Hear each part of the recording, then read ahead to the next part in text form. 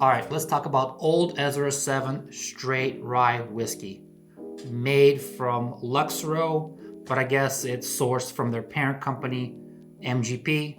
Now, MGP Straight Rye 7 year probably doesn't sound so sexy, so I guess they're gonna, use these brand names, but okay, whatever. But I guess it seems like a more or less a newish product for them.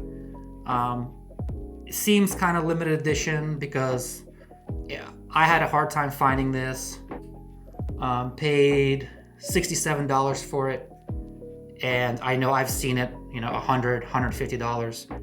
And with all the gas that I spent driving around to find it for this price, you might as well just, I probably could have just saved money by just paying $100 up front. But whatever, I love doing the hunting videos, so that's neither here or there.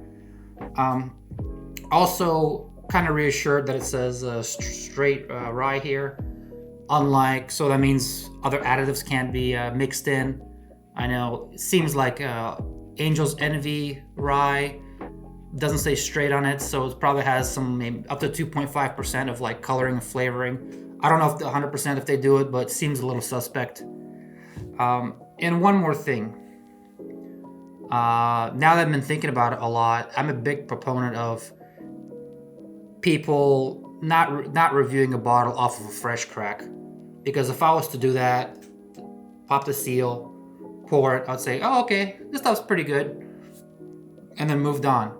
But I think people should maybe live with this bottle for a few weeks, put it in their collection, open it, let it breathe, and see how the flavor changes, and then maybe taste it along with some of your favorites and see how it stacks up. And then because your mind is you're gonna change your mind no matter what, even if you think it's better or worse. In my case, I'm glad I did it. Yeah, I think it's at first crack I thought it was pretty good, but now I think the more I drink it, I think the better it gets, the more it stacks up even higher compared to the stuff I have in my collection. So I have a Glencairn here poured with it. Seems very floral, very kind of syrupy. And I would say right off the bat is I'm not a big rye guy. There was Willet rye that I tried that kind of put me off ryes because it was so rye forward, it was so strong.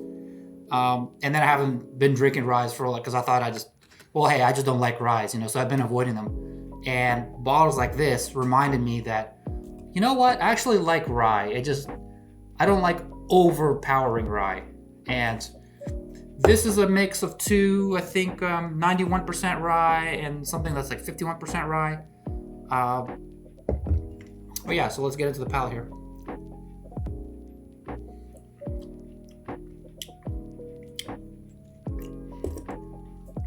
The proof here is 114. Doesn't drink it. I think it drinks under the proof.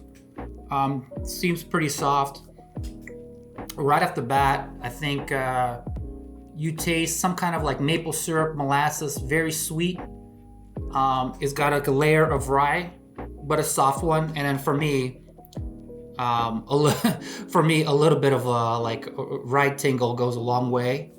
And it has some kind of almost like a bread, like a black bready note to it. Let's go for a second sip.